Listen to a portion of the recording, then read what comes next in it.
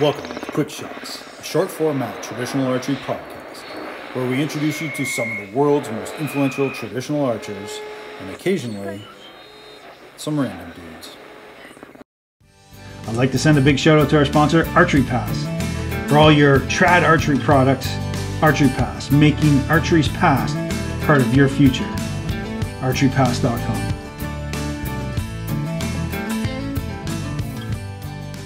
Hey everyone, welcome back to Quick Shots. I'm your host, Mick Chambers, and I'm here with Dante Buck. Hey Dante, how you doing?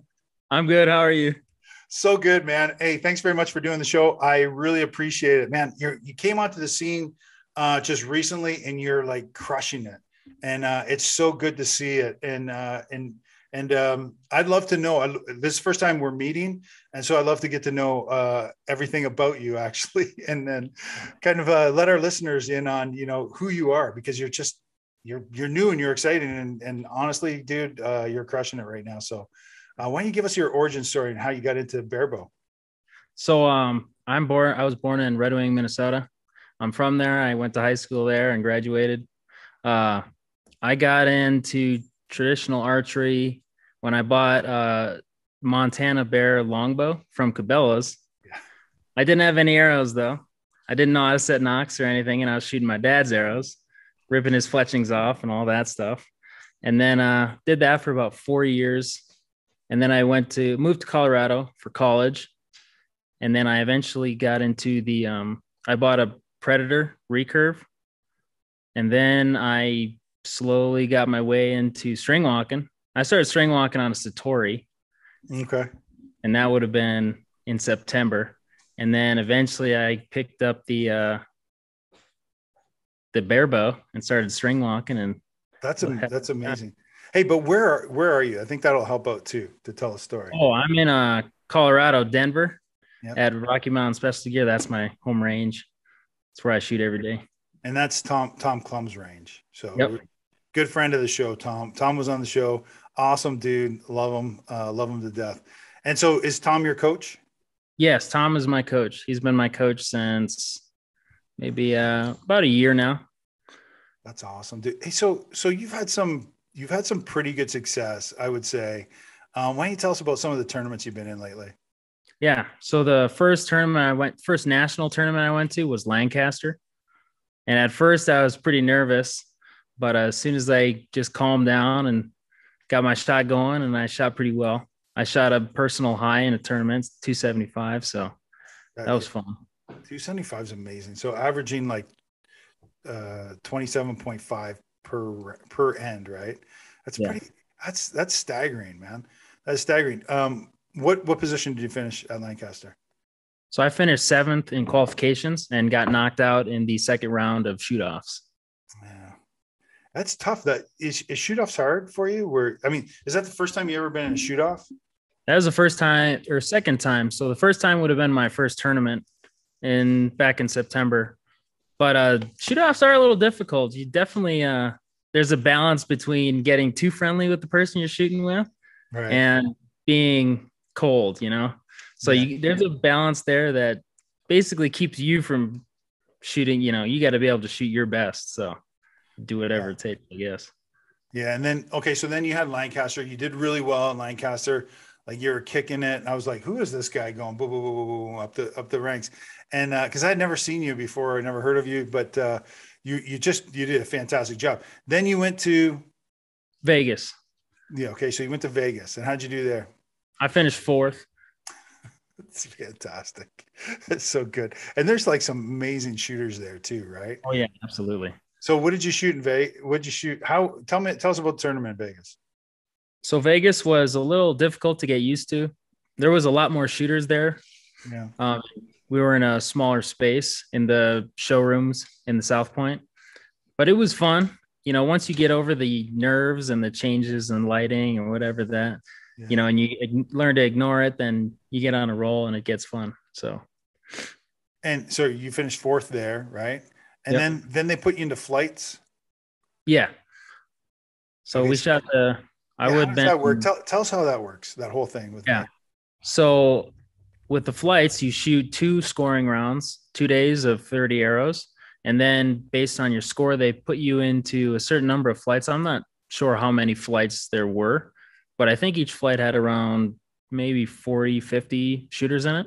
Yeah. And then the top 8 win prize money for each flight. And you finished 4th. Yeah. So can you retire now? Or are you? I might as well. I stopped while I'm ahead, huh? No, I don't know how much money. I mean, they don't give barebow guys a lot of money, but it's not like the compound guys. I mean, if you finished 4th in compound, you'd probably have had a huge payday, right? Oh, very likely.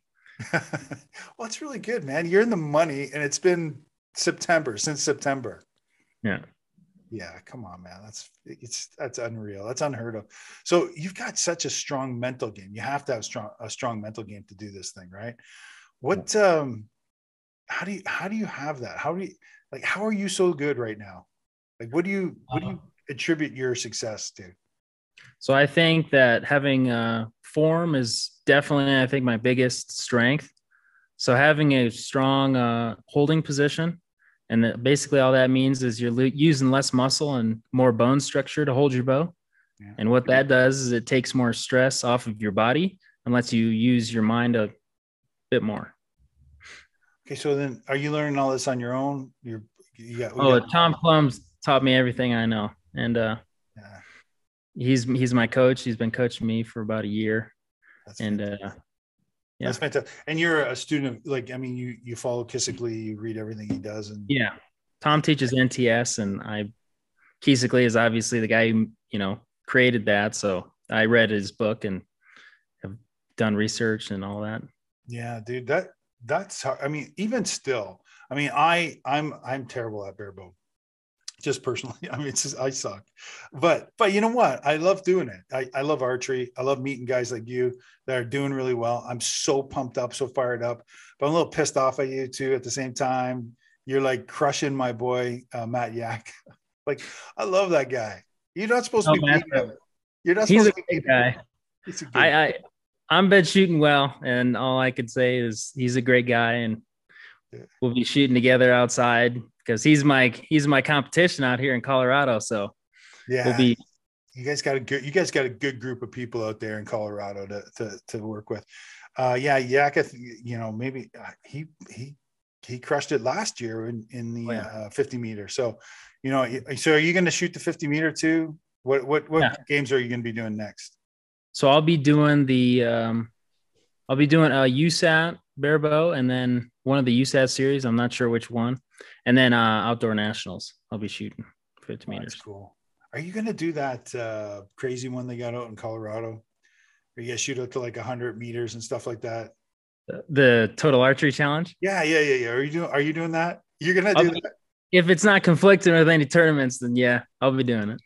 You got to be in good physical shape. Are you in physical shape? You look like you're in good physical shape. I think you got to climb like mountains like a billy goat. Yeah, that should be fun. You like that part? All right. Hey, let's talk about your equipment a little bit. Tell us what you shot in. First of all, tell us what you shot in Vegas. To shoot so good, and then let's talk about what your setup's going to be for outdoor too, if you don't mind. So in Vegas, I shot a little different setup than I have now. I shot a 27-inch Hoyt Exceed. It was white. I shot Uka limbs, medium limbs, and I was pulling 38 pounds. And then I was shooting. I had the AE Gold plunger on there. Yeah, yep. It was red. I love that plunger. That's American made. So I mean, anything American made is kind of cool, right? So support those guys. What is it? It's the gold, AE Gold, right? Yeah. Hey, just real quick, sidebar. I've got one of my bows. I can't keep it tight enough. I'm gonna have to get with you to get it. It keeps kind of coming untighten or something like that. I gotta keep twisting it in. I don't know what I'm doing wrong. You're gonna have to help me out. We'll talk after the show. Anyway, keep going. What else you got on your bow? And then I got a Spiga map rest. Okay. I don't exactly know how to work that thing, but I got it working pretty well for to hold my arrow and not hit it while it's on its way out. So remind me, that's the one that's the fall away Spigarelli. Yeah.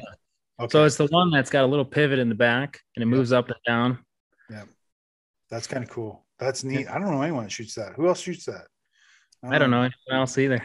No, that's pretty cool, man. That's pretty cool. All right. And then what about arrows? What's your arrow setup? So I'm shooting a Victory VAP, 500 spine.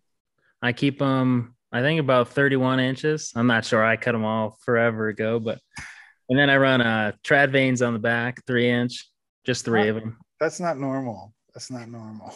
It's not normal. No one's running trad vanes and shooting scores like you. It's fantastic. You might as well have a springy rest and be an Aaron Schneider barebow guy. That's funny. And you're saying Alex made your string, right? We got to call him out. We got to say, yep. Alex, he works at the shop here. He makes my strings. I'm learning how to make them myself, but he's made most of mine, and they're awesome. I couldn't be any happier. So are you, man, you are all in on archery. Yeah, I love it. You're enjoying it too. Like I can just see the smile on your face. You're just like, yeah, I love talking archery. It's like, yeah, I'll talk archery. What do you want to know? I have some questions for you. Like I have some personal questions because at your age, how old are you again? 22, be 23 in March. So at your age, doing so well, there's so much pressure at these tournaments, man. How do you keep your mental game? I know you said, get the back tension and all that stuff, but how do you block people out? How do you block your competitors? So my coach, Tom Clum, he tells me to give everyone a mental FU, and then you say, watch this, and then you run your shot. And that's pretty much how I do it. That's awesome. Composed. That's so awesome. I teach martial arts, and I tell people something very controversial. Usually when I'm teaching this one particular lesson, it's pretty controversial because I say to them, it's about leadership, and about getting up and teaching other people the martial arts. So, you're a black belt. Anyway, I'm getting to a point here. Hold on a second. So I tell my students, you have to have contempt for your audience. So basically you have to I don't care about you. I don't care about you. You're here to see me. And it's a little arrogant and cocky, but at the same time, it just kind of mentally prepares you hey, you're here to see me. I have some knowledge you need. I'm going to give it to you. And it kind of chases those fears away, chases those butterflies away. So what Tom was saying is exactly spot on. I think in every sort of discipline, martial arts archery is kind of like a martial art, if you will. It's a martial art by definition, but it's pretty cool, man. That's pretty cool. So what are you doing next? So I'll be shooting the indoor national tournament on the 17th, which is my birthday, by the way. Yeah, that's awesome. Your St. Patrick's Day birthday. Yeah. That's so funny, man. Well, I'll be drunk on the 17th, so but I'll be thinking about it. I will probably be watching. If there's live scores, I'll be watching you, seeing you shoot up the where are you shooting it at? So that'll be in Louisville, Kentucky. Oof. You are traveling, dude. Yeah, you're getting around. Are you driving, flying? What do you do? So anything under really, if I don't have to drive more than a day, I'll be driving. If I have to drive more than a day, I'll fly. So I'll be flying out. Yeah, that's way out there, Louisville, Kentucky. Yeah. Well, best of luck on that. I mean, thank you. Hey, if you had a piece of advice for me, I've got two questions for you, but the very first one, because I want to talk to you a little bit about some things, because I'm so interested in how well you're doing and how I'm so excited for you, how great you're doing. What's a piece of advice you would give someone that's starting off in the archery world? So I would say the first thing you should focus on is your form. Your form will take you further than anything will. If you can build a good holding position, then you can let your body relax a little bit, and then you can really focus on running the last part of your shot that everybody always stumbles on. And if you can do that, then you'll do pretty well. Let me challenge you. Let me challenge you for 1 second. I know this is we have a lot of people that listen to the show, watch the show, and they have good form, anywhere from terrible form to great form. Yeah. But what I'm seeing is, and even when I'm watching in tournaments, some people have it's just different. It just doesn't look right. It doesn't look, but you go, that that guy's not going to do well. He's going to do, then you go check his scores or her scores, and they got great scores. And their form is like, you would think, that she doesn't look like Brady Ellison, like at all, like nothing like close to that. So I'm going to ask you, I'm going to challenge you. So is it really form? So there's a certain level of determination. And if you have a good amount of determination, you can pretty much make anything work. I mean, in all reality, but good form will be, at least for me, I think the good form helps you concentrate a good amount, and it's helped me quite a bit. Yeah, I love that answer. Determination. Determination. It's very befitting of, stuff that's going on in the world nowadays. I mean, it's just determination and guts, right? Get you through things. And sometimes, I will say, like sometimes we judge a book by its cover, but you might say that person doesn't look like they have great form, but their form is consistent, right? Yeah, absolutely. And consistency seems to win every single time. I'm consistently bad, so it doesn't work that for me, but all right, I gotta ask something. I hate to bring it up, and but target panic. How do you deal with target panic? Not saying you have it. I'm just saying, how would you deal with target panic? So for me, target panic, I've dealt with a few bouts of it. But I learned early on that if you can, well, at least Tom has told me, if you can build a good position, it takes a little bit of the stress off of your body. And if you got any amount of stress, like in your front, if you're not building a good position, then it's infinitely more difficult to move that arrow onto the center of the target if you're holding tension in your body. So if you can get that tension out, in my opinion, you can focus a little bit better and run a little bit better shot or get through your shot process. Yeah, that's good advice. So get rid of the tension. How do you do that so I guess you kind of have a methodology when you're in a tournament to get rid of some of the tension. So there's that external tension, and then there's your own tension, right? Is that kind of what you're saying? Like both those things kind of have to be in balance. You have to get relaxed first. Yes. And experience will take you a long way too. If you know how you're going to react in a tournament, then you can better prepare for it, and you can get a bit more comfortable. So you're not having adrenaline rush and freaking out when your arrow's pointing in the general direction of the target. Yeah. Oh my God, it's there. Boom. I'm gone.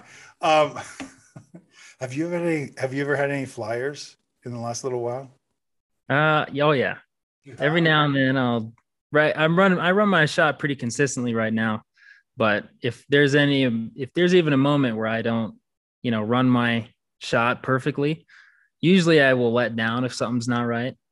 Wow. And if there's even a little bit of a hiccup, then I usually let down. That's such a good, I mean, that's something people should teach too, letting down. Oh, yeah. Like, I have no letdown in me. I've no, I'm going to push through this and push through this. It's so bad. It's so bad. It never turns out right. It never goes in the middle. Never. A letdown will always be a better shot than the shot you're trying to force through. I know. Hey, can I ask you something too, like specific? I mean, I'm getting really specific here with you because I'm just amazed. I started this Barebow journey 2 years ago. I said, I just want to get to a certain point. I still haven't hit that point. Like I got there, then I dropped down, then I'm building myself back up to there. Got a little bit really severe target panic, then building myself back up. I'm getting close now for indoor, but indoor season's over. But I just keep hammering away at it. And then I switched to 3D and I switched to hunting, and it's kind of all over the place. Yeah. So when you're drawing back, you draw back. Are you aiming at all? Or how are you doing your aiming? So I follow NTS. It's what Tom's taught me. Yep. So I'm drawing, I'm anchoring, and then transferring the tension to my back. And then when I start building a little bit of extra tension, that's right about the time where I start really focusing on getting my aim where I want it, and then continue tension into my follow through. So you're getting your aim where you want it to. Sorry to be specific on this one. So your arrow, the tip of your arrow. So you start looking at the tip of your arrow. Is it near the target face? Is it below? Is it above? Is it to the left, to the right? So mine's above. I always usually, if I am, having where I can't get my target or the arrow in the center, it's usually above.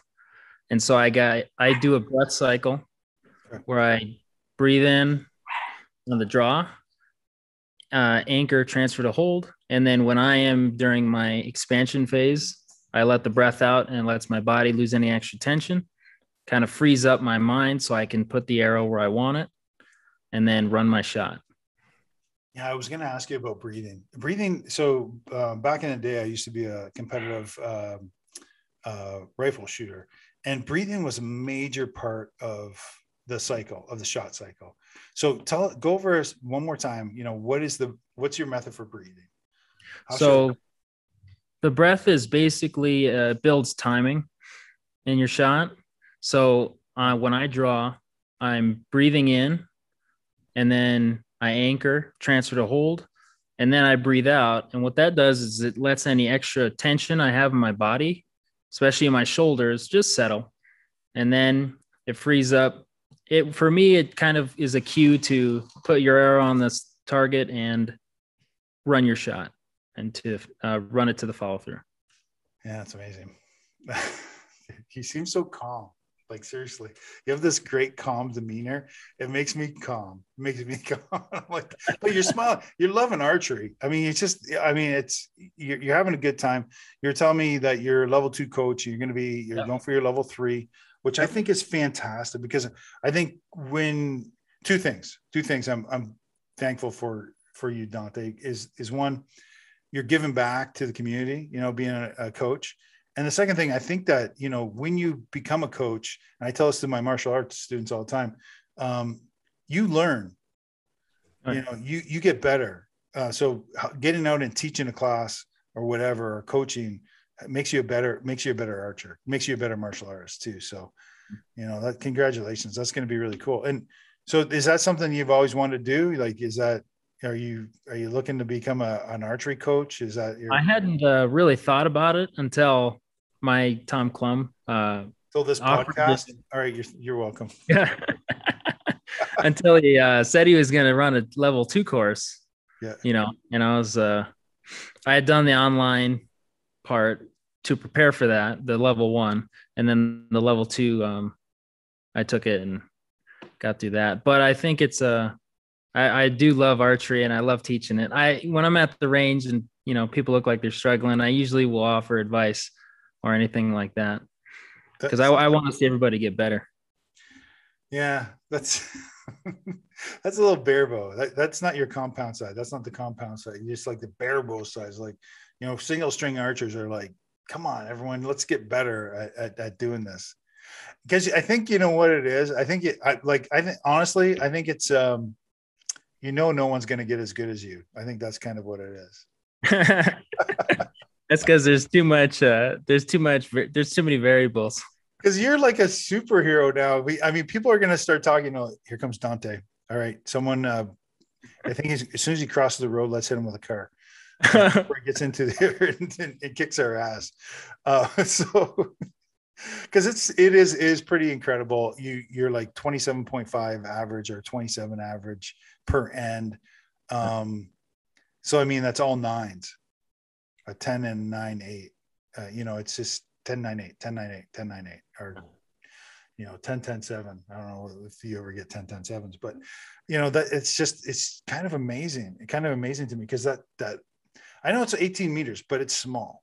What do you think about your 50-meter game? You think you're going to have a good game? Have you done that yet? So I've only done it once, and that was my first tournament in September. Oh, really? How'd you do there? I got 3rd. That one was fun. I definitely didn't do as great as I wanted to, but I think after some valuable lessons I've learned over my time shooting inside, going outside, it should be. I gotta get my tune set, and I think I'll do pretty well. Hopefully. Yeah, you should be fine. Um, what about 3D? Are you doing 3D this year? Oh yeah, I love 3D. It's my favorite thing to shoot when I'm shooting the Barebow.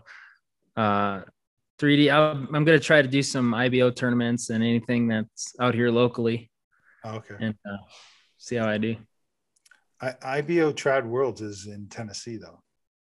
Got to go out to that one. Oh yeah, I'll have to go out there again. You're already going out to Tennessee for the. Is it Tennessee's is where the nationals are? Or it'd be Kentucky. Yeah. Or Kentucky? Yeah, Kentucky. I don't know. I'm Canadian actually. I have no idea where. Colorado's over here. It's the mountains, right? As soon as I get to the mountains, it's Colorado. I'm wearing my Colorado hat today for you guys, you and Tom. Today. RMS gear, Tom Clum. For people who are listening, if you never checked out their shop or if you're going through Colorado, let's give a quick shout out to Tom because that dude's awesome, man. He's like the coolest dude around. Like, is he cooler than anyone else? Like, he just seems like a cool dude. He's a pretty cool guy. He'll share any amount of information. He'll teach you anything, and he's a pretty good guy too. But you could kick his ass on the range, though, right? I better not say. I'm texting him. You should hear what Dante said. I got Matt on speed dial here. He said, I told him you're going to be on the show, and he said, you better not have that guy on the show. He's my mortal enemy now. I'm like, what? Oh, no, he didn't say that. I swear. He was the one who called me up and said, can you get Dante? You need to talk to Dante. I said, I already texted him, dummy. Like, I don't need you to help me out here. I already texted him. He's not responding back. So that's why I asked you how you're doing on social media. Like, I need you to get better at social media now that you're a superstar. I'm working on it. I'm getting there. How do people get a hold of you on social media if they want to talk to you? Yeah. So, my @ is, I got to pull it up. I don't remember it. It's something. It's not your name. It's my Dakota name. Oh, okay. Yeah. So it's WAMDI AK0N. WAMD. Well, I'll put it here above your head. Don't worry. Don't worry. So, are you Dakota Indian? Is that right? Yep. I'm Bedwonkiton Sioux. Bedwonkiton Sioux. Hey, thanks very much for doing this. By the way, really appreciate you. And thank you. I'm so excited to see the rest of your career develop and grow, man. You're a young guy. As long as you keep up this enthusiasm, man, there's no stopping you. Honestly, I'm excited to know you and meet you. It's been a pleasure. Yeah, thank you. Thanks, man. All right. So thanks everyone for listening, and don't forget to check out our sponsor, archerytime.com. They have all this traditional archery stuff and Tom Clum's stuff too at RMS Gear. You can get rmsgear.com, I think it is too. And you go check out his store. He's got a fantastic store, and he's got a lot of, we did talk a little bit about the trad veins. You can get them there too. It's pretty awesome. So anyway, until we talk again, stay safe, everyone. We'll talk to you soon. Bye.